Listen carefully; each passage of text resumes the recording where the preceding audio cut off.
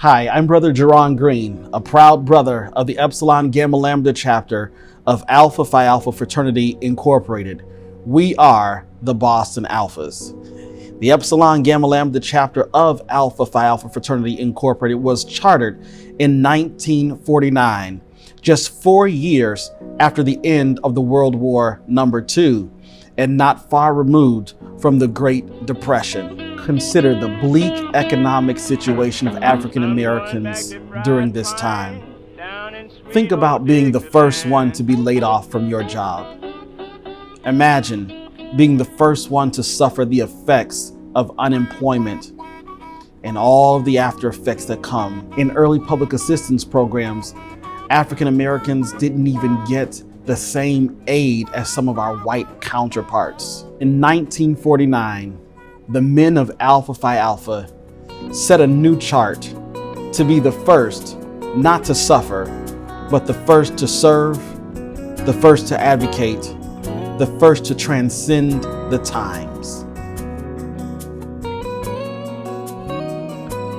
In 2021, we are pleased to engage with those who seek to lead in the city of Boston, those who are doing the job, who want to be the next elected mayor of Boston. The brothers of Alpha Phi Alpha are concerned and curious advocates, and we want to know. And so we are here with Annissa Essaibi George. She's the mother of 4 strapping young men. Her sons, a former Boston Public Schools teacher, a small business owner, a first-generation American, and a lifelong Boston resident. We're excited to engage with Annissa and discuss her stance on the issues affecting people of color and her vision for the future of Boston. Welcome, Annissa. Thank you so much for being here with us today. No, thank you so much. I'm grateful for the opportunity to talk with you and introduce myself to your audience. Awesome. Thank you. So, Annissa, you were elected as an at-large Boston City Councilor in November of 2015, sworn in January 2016. It probably seems like a long time ago. Some days it seems like a long time ago, and other days feel like I'm just getting started in the work. So I'm excited about the opportunity to serve in a new capacity. I love your family story. It is amazing. You're the daughter of immigrants to the United States, and you're no stranger to hard work for sure. When you consider your work on the City Council, Committee on Civil Rights, Committee on Education, on Healthy Women and Families and Communities, and much, much more, what is your motivation to keep working for this city? Well, I love that question. I think it's a fascinating one to sort of think about my motivation. Mm-hmm. I haven't actually been asked the question in that way. And I think it goes back to my parents and my immigration story. As you mentioned, I'm the daughter of immigrants who had 2 very different immigration stories. My mother is, and people always look at me and say, "What are you?" So I'm Arab and I'm Polish, and so my mother is Polish. You don't see any of that here. But my grandparents, my grandmother at the age of 14 was taken from her home in Poland to work in a labor camp in Germany during World War II. My grandfather was in the Polish army, became a prisoner of war. They met in a displaced persons camp in Germany post-World War II. My mother was born. Eventually they immigrated to the United States, made their way New York, then West End, then displaced from the West End, and found their way in their home in Dorchester. And I'm so grateful to have had the opportunity to grow up really in what ended up being my mother's childhood home. Yeah. My dad is from Tunisia, from North Africa, immigrated to the United States in his early 20s, met my mother. We've got this 90-day fiance visa story that worked out. My mother says, I really, really liked him and I didn't want him to go home. And, me, my brother, my 2 sisters, and really what was a great life. Unfortunately, lost my dad a number of years ago.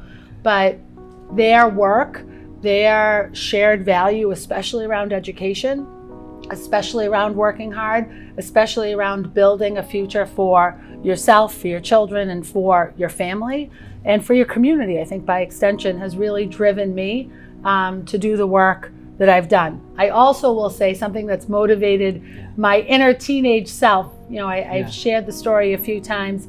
As a young person, as a teenager, I shared a desire with my father to run for office someday. And my dad said to me, an Arab girl with an Arab name will win nothing in this city. Wow. So as much as the work motivates me, proving my dad wrong and thinking about my inner 15, 16-year-old self is also a motivating factor. Well, I think you have proved him wrong. I have. In a positive way. In a very positive way. And he would be, unfortunately, not with us, but he would be my greatest cheerleader and supporter without a doubt. But also, I think someone who, and I try to internalize this on a regular basis, someone who would challenge me. And certainly based on his experiences in this city. And when we think about the impact of racism, we think about sometimes the lack of diversity, both of person and of voice in our work as a city.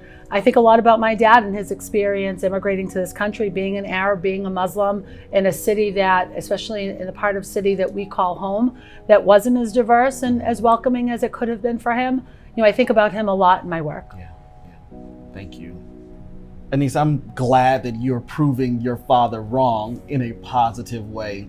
It's a great example for other young ladies, for your young sons, and for all of Boston. In 2020, the nation finally heard the outcry of people of color, of Black people. I think your father being from North Africa counts as a person of color, wouldn't you? I'd say so. That cry has resounded, however, since 1619. Finally, there was some naming and claiming that happened even right here in our own city. There was some calling out of racism and discrimination. And I just find it heartbreaking that it took a public murder in Minnesota to get folks in Boston to wake up, to get businesses and policies and initiatives to deliberate about the layers, the complexities that affect Black folk and brown folk and all types of folk. Let's not forget women and low-income families and the LGBTQIA plus communities. There are so many layers affected by this overarching theme of equity and inclusion. And so I have a question for you. What is your commitment to intentionally rooting out inequities and dismantling racism in the city of Boston? Well, I think it's, that's certainly an important question, an important topic for discussion, and one that I feel sometimes stops with simply a discussion about those words. And of course, every elected official, everyone running for mayor is committed to the idea and the ideals of equity and inclusion, of creating a more equitable process when it comes to our schools, that we are certainly much more transparent in our efforts around community policing, that we are more engaged in community when we think about the work of including groups of people that are often set aside and overlooked and discounted for their contributions, for their efforts, and for their abilities. I worry sometimes, though, that we, as whether it's at the elected official level, the municipal level, state, federal level, or in community practice, that we simply stop at the hashtag. And I get really frustrated with that, and I understand it plays an important role.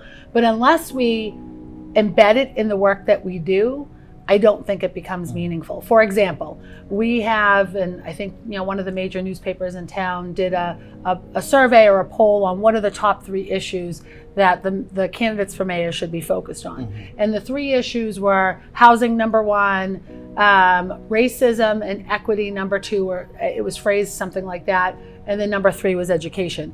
And I found it interesting that the concept of racism and the work to dismantle racism was held out individually, as opposed to making sure that it's an important part of everything that we do, that we are dismantling systems of racism that exist within our housing system, within our education system, within our transit system, within our policing system, within, our climate action plans.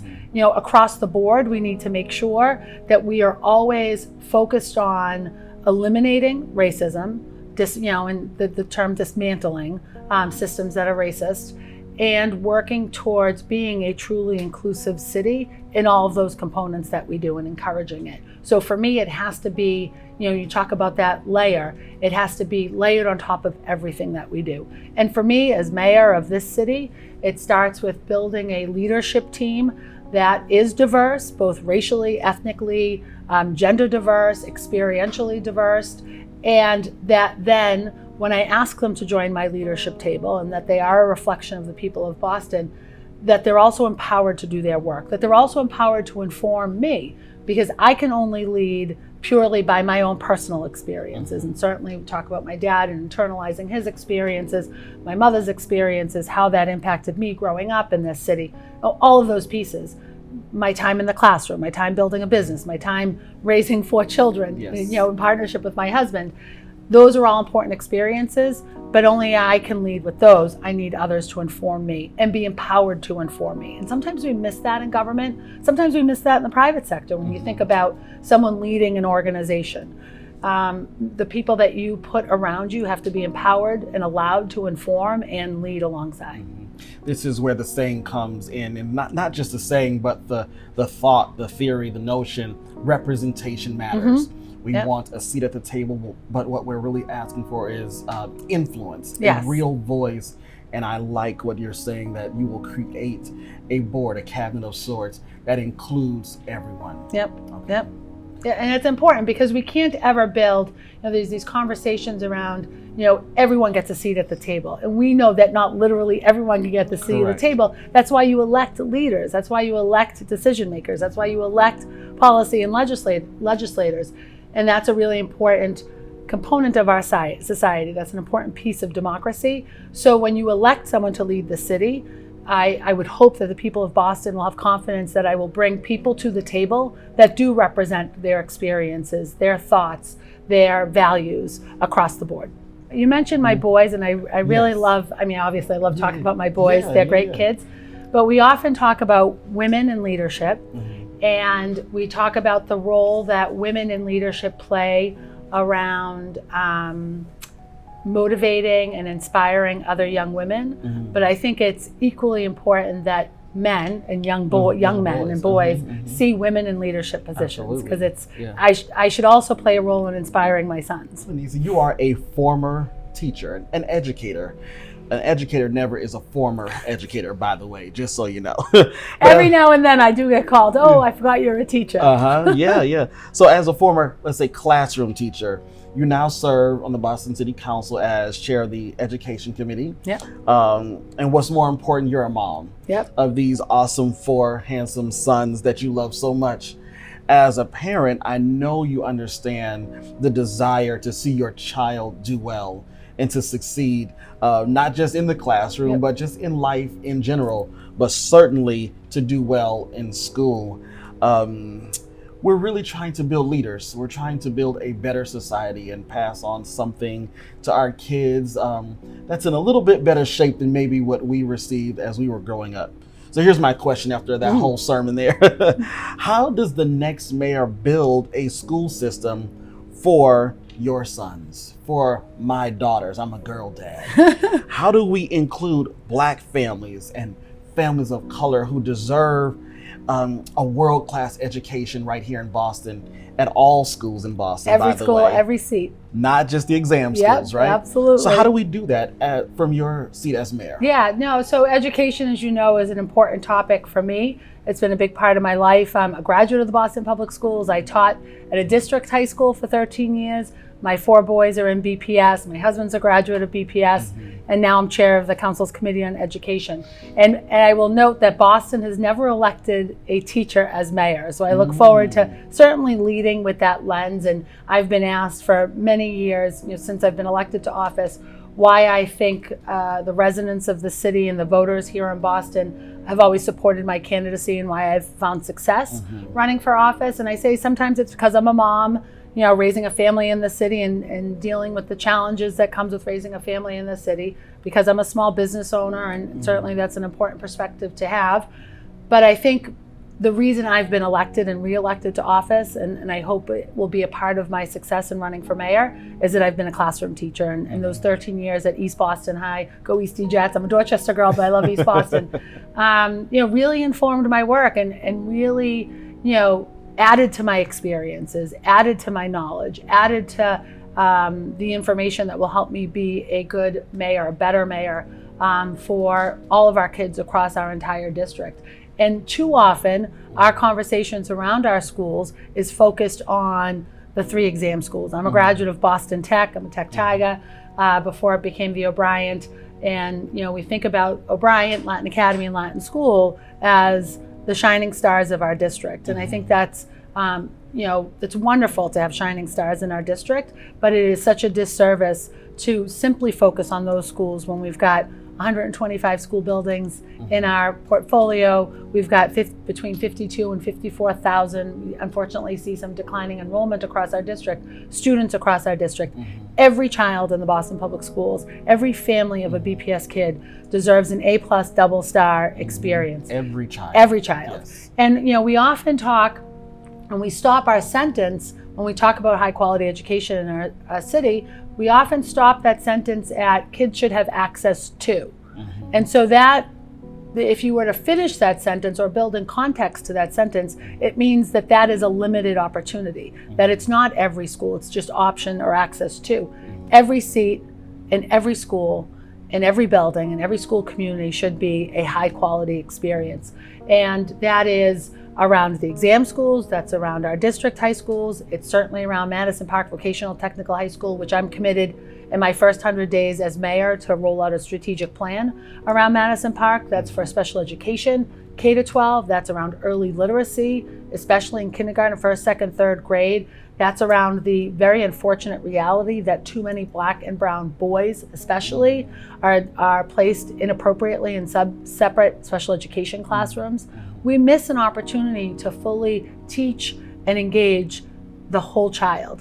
And we sometimes and too often fail to make decisions that are student-centered. And as a classroom teacher, the work you do in a classroom always should be led with what's best for the child, what's best for the student, and doing that student-centered. And we really need to lead our district and our city with that approach. And that, as mayor of this city, I have authority and control over the Boston Public Schools. But we also have students in many other school districts, whether they're in Catholic or parochial or private schools, whether they're in a METCO program or a charter school. Those are our kids too. I have a hashtag that I use, City Kids Win. And when we create opportunities in the classroom, in youth programming and athletics and other enrichments, we help our city kids win. It's my kids, it's your kids, it's our city's kids. And that has to be our responsibility. And if we can't be a strong city if we don't have strong schools. I mean, those two things need to be intertwined with each other and inseparable from one another. Every seat, every child, every school, that sounds like equity and that sounds like justice. Yep.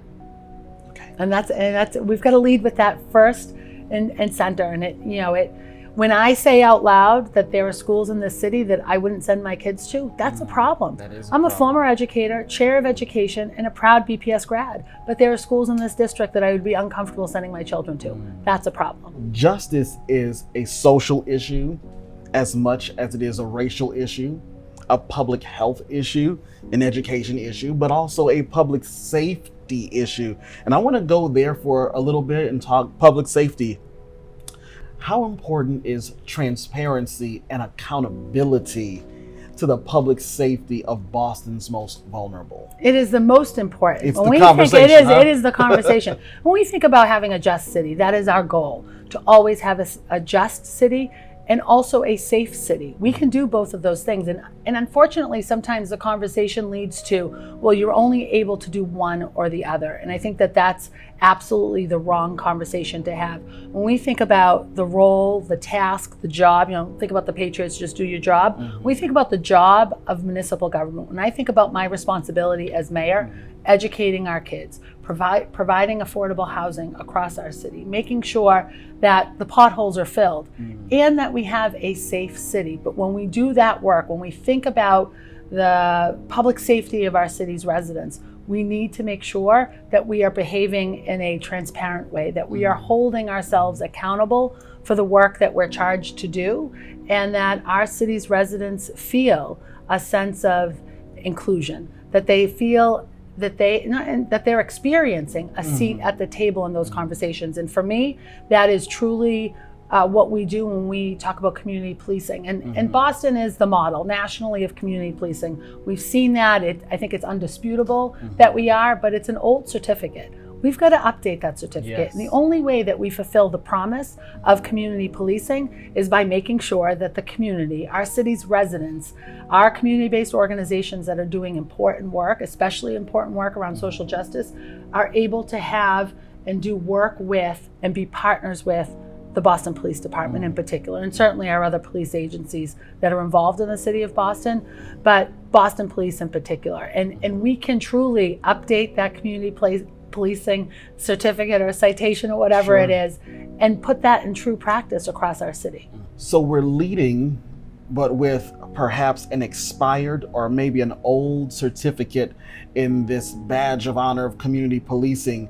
So how does the mayor then help us to renew this certificate? How do we break down these issues of public safety? Let's talk poverty and trauma and even criminalization, if I can get that word out. How do we do that from or in partnership with the next mayor of Boston? Yeah, well, certainly we do start with making sure that we truly are decriminalizing mental health, homelessness, substance use disorder. You know, we've seen the impact of the opioid crisis on our city. It has been here for generations, and we're seeing it out loud, especially on our streets here in the city of Boston. But we do that, we embrace and fulfill this promise of community policing by setting a table that truly the voices of those experiencing this poverty, this trauma, violence every single day, that they have a seat at the table, and that partnership certainly is a one that is strong, that is constantly being strengthened, that trust exists. We talk, these words, trust, transparency, accountability. Those descriptions, those important responsibilities need to go both ways between community police and community. And I, as mayor, think that has to be central to the work that we do, and we set in that table. But we're also involving, we talk about the criminal justice system, that we're not leaving anyone out of that discussion, that we have a strong relationship with our district attorney's office, that we have a strong relationship with our court system, that we have a strong relationship with our corrections departments and offices across the board, that we have partnership with our schools, with our faith-based organizations, with community-based organizations that are maybe doing work in a slightly different way, that we absolutely have relationship with those that are providing mental health services, because we see the real implication that a lack of mental health has created for our communities citywide.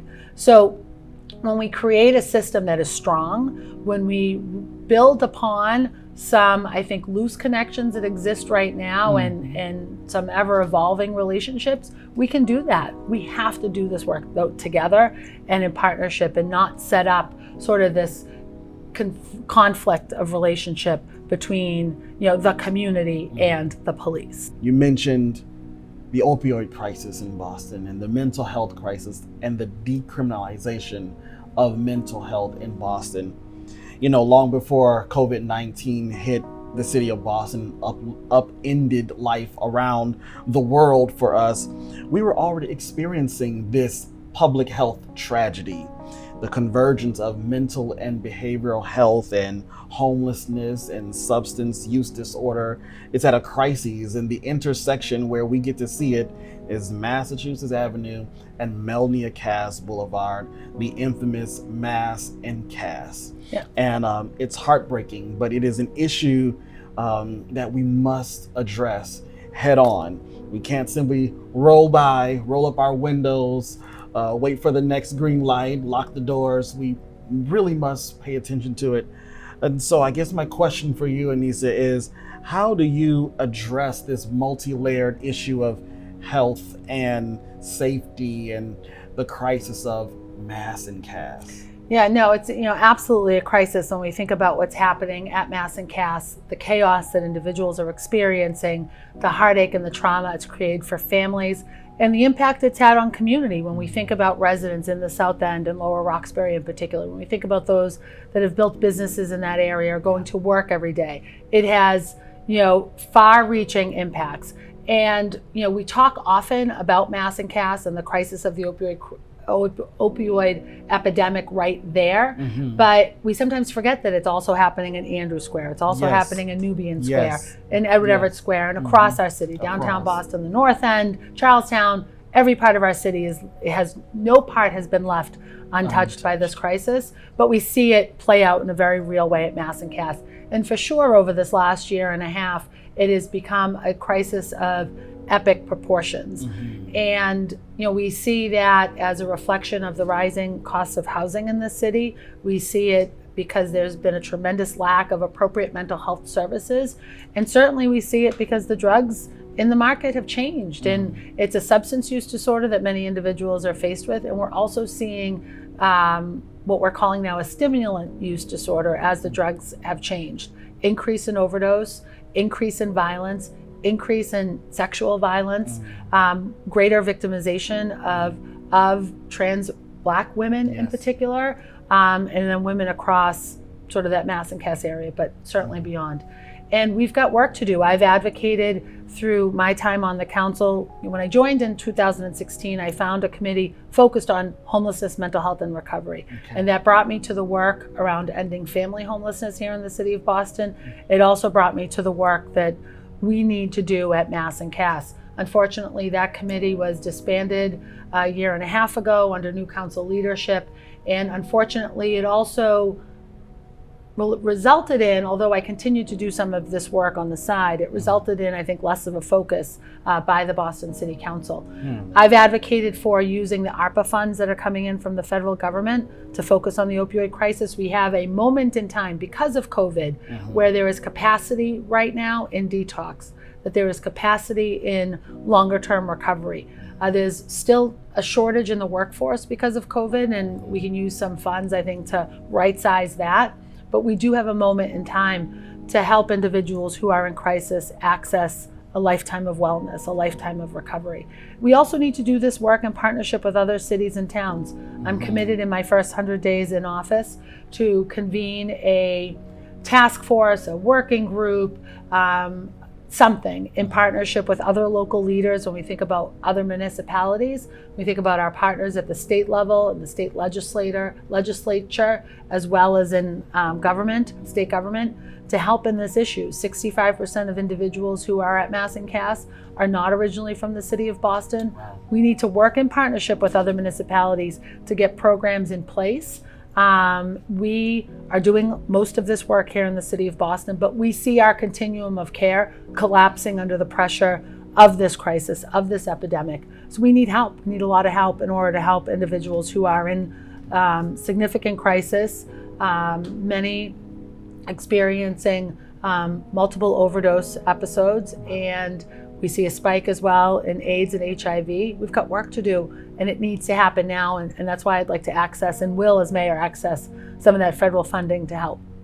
There's so much work to do. There's so much work to do. It is an incredible amount of work, but when I think about, again, the job, the task, the responsibility of municipal government, our job is to support our most vulnerable, our most disenfranchised, our most isolated and alone residents. And we've got work to do. Certainly have to explore opportunities to decentralize some of the services at Mass and Cass to support individuals in that area, and also looking at other parts of our city where folks are struggling. That's about justice. That is also the conversation of equity as well. Annissa, we need a mayor who understands justice, who understands equity, who understands economic justice as well. I personally think that we need a mayor who is laser focused on closing the wealth gap for Boston's Black and Brown residents. Small businesses, Black-owned businesses, minority-owned businesses, they all highlight the culture and diversity of our city. You are a small business owner, so you understand a little something about this. You know, these small businesses help to close that gap in our city. I believe that their existence is vital, just as important to Boston as our medical field, our tech field, our education field. We need all of it. We need all of it in Boston. We are sitting in a popular Black-owned dining and social facility. It's called Daryl's corner bar and kitchen. Some pretty good food, pretty good entertainment. We need these businesses here. So here's my question. It's also great energy. Great energy, I believe that. Yes. We're closed today, but yeah. I've been here. Oh, good. Listen, let's talk economic justice, okay? What are your priorities when it comes to economic justice? Yeah, so when we talk about economic justice, especially at the local level, at the city level, and we talk about economic justice for Boston, it often starts and stops with supporting business, big and small. Unfortunately, too often it focuses on big business and not enough on small business.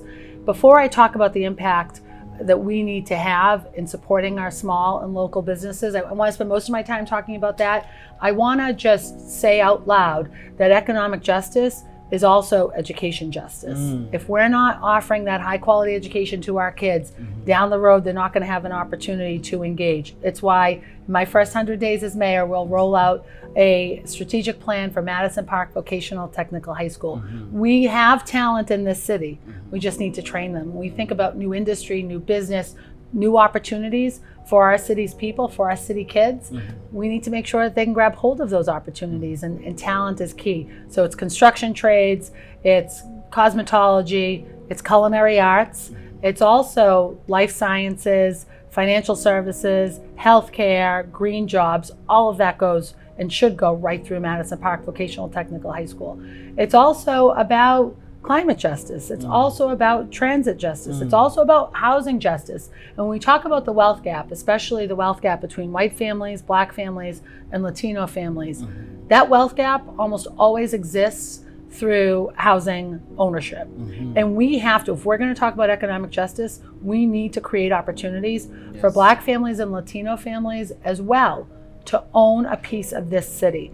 And for generations, many families of color have not owned the soil in which they live. And we have to create those opportunities. Now, small businesses. I talked a little bit in the opioid crisis, the use of some of those federal funds to support the work to find individuals recovery.